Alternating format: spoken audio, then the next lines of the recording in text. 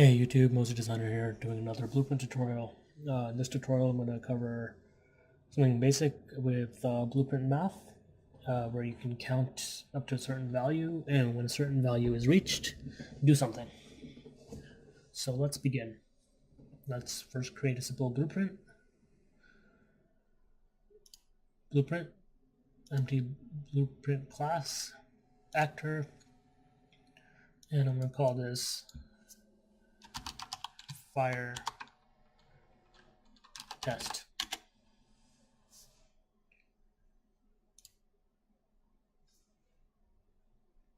Alright, I have my blueprint editor open.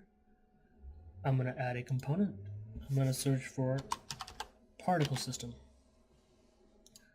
Right, and in the particle system, it doesn't have a particle yet. So in the details panel, it says particles. I can drop down where it says none and click on P fire. So that's my particle system. I'm going to go to the event graph, delete all this stuff, and say I'm going to do create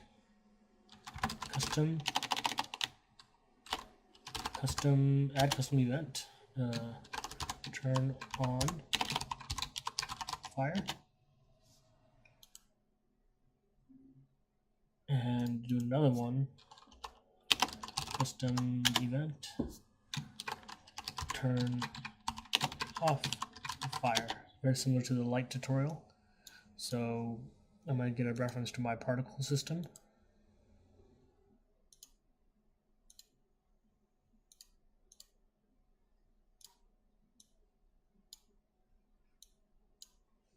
I'm going to say set visibility, and set visibility a second time. I want to turn fire on.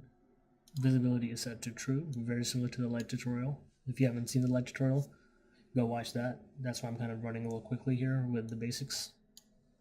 And on turn off fire, visibility is off. All right. Minimize that. Go to my content browser. Go to my content, blueprints, fire test. And if I save and play from here, nothing should happen. Well, it does happen because I put my blueprint down. So we need to disable that. So go to blueprints, open level blueprint. We'll do event begin play. I want a reference to this. And I'm going to do turn off fire. Alright, so that should disable the fire when I start the level. And I can't see it because my blueprint editor is in the way.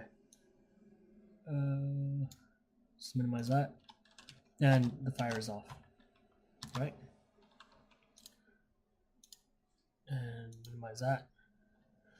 Now, I'm going to go to my modes and do basically just put a cube down.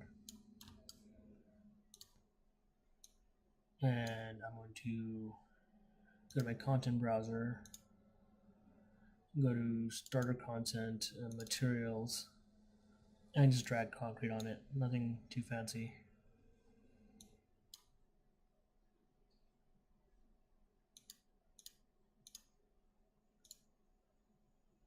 There we go. Now I'm going to create 3 of these as a frame of reference.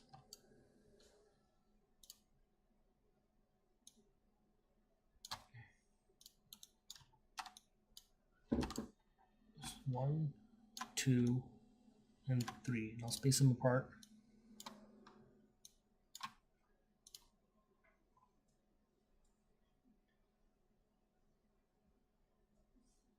And then I'm going to go to my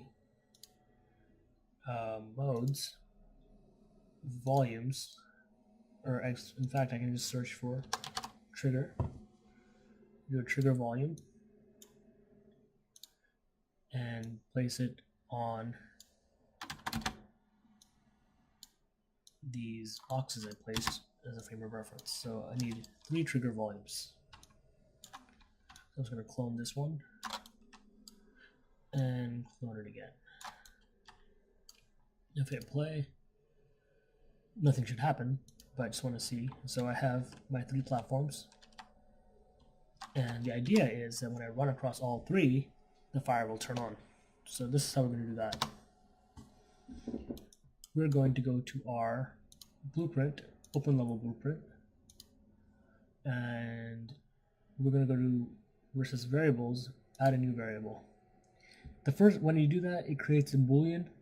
Booleans are red, so what we want to do is change this on the right side, change it from a boolean to an integer. And the name of this variable will be called trigger count. Now I'm going to select it and drag it into my viewport. And now here, in the previous tutorial I talked about get and sets, and I'll explain it later. So basically, what happens here is when you want to create a variable and tell it the initial value that it has, you want to set. So I can show you that again. I'm going to select my trigger count variable, drop it, and select set. Now here it says trigger count equals 0.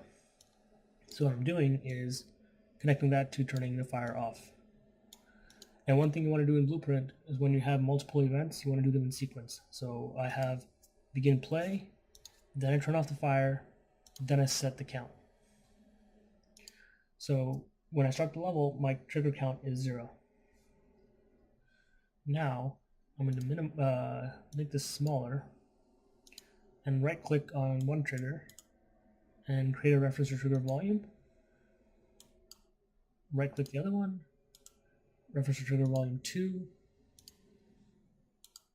and trigger volume 3.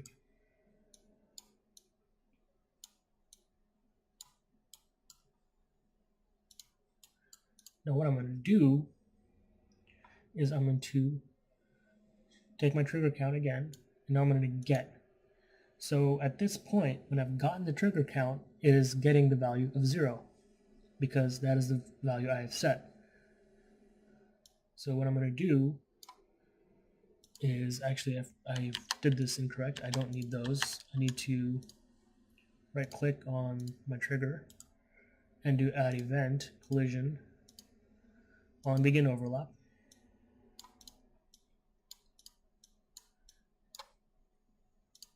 Trigger 2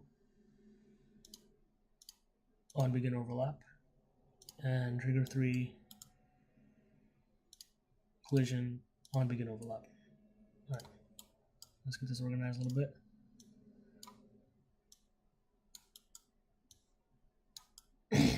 All right, so as I said, my trigger count has been set to 0, and now I'm getting the trigger count.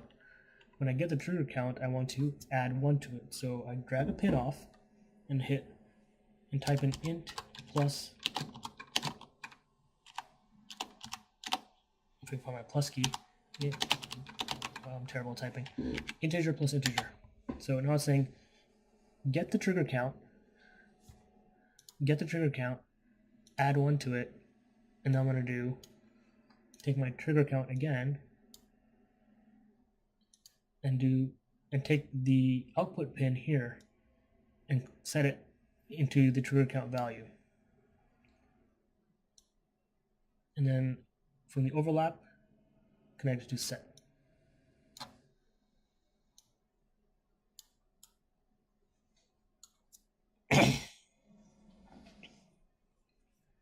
Now, what I'm doing here is when I overlap the trigger volume, I'm setting the trigger count.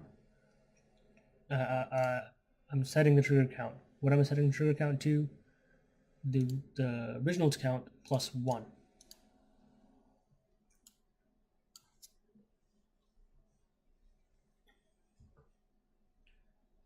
Okay. Now, here's the thing, if I cross over this, it's going to add 1 each time. So I want to only do this one time. So I'm going to break this, drag out a pin and type in do once. So step over that trigger once, begin overlap, do it one time, set the trigger count. What am I setting the trigger count to? I got the trigger count here, and I'm adding 1 to it. So the trigger count is now 0 plus 1, so it should be set to 1. Then what I can do is I can just copy this for the other 2 triggers.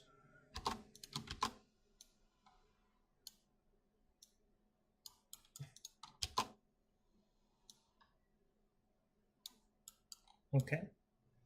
Then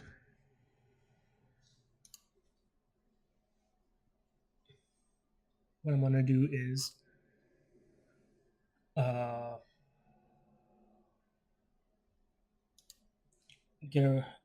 copy my fire test, set it to turn on fire. But when I'm going to turn it on,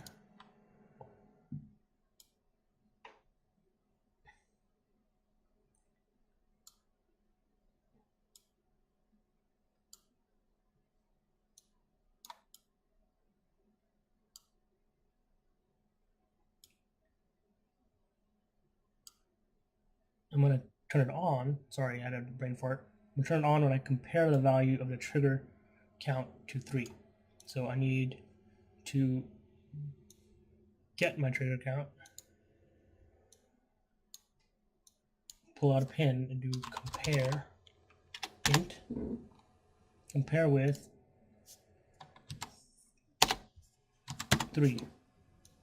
When it's equal to 3, turn it on.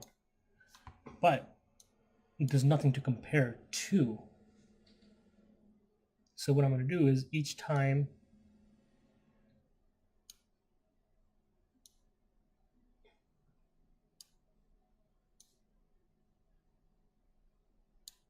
the trigger count is set, I'm going to check, is it equal to 3? So what I'm doing is I'm overlapping the trigger, doing it once, setting the count. What am I setting the count to? Plus 1 of the original value. So the first original value was 0. So now it'll set the value to 1, and then 1 plus 1 is 2, and then 2 plus 1 will be 3. Compare int, turn on the fire. So let's see if this works. So now everything's off.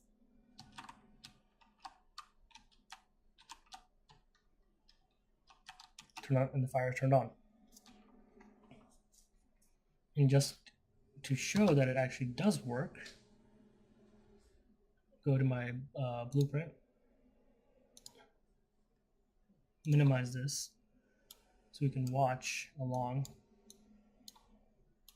And I can right click on where I'm comparing and say, watch this value. And I'll put it over to the side here so we can see it. So if you pay attention to the corner, which says watching this trigger count, it's set to 0, 1, 2, and 3. I can do it in any order. So there you go, a very simple example of how to count up to a value and let that value do something. There's probably a different way to do it, but it's a very simple example of doing things. You can do this for like a scripted event where you have to touch a number of buttons or switches to open a door, or turn on the light, or solve a puzzle, or in a game you're trying to work on. So hopefully that's helpful, and I'll see you again for the next Blueprint tutorial. Cheers.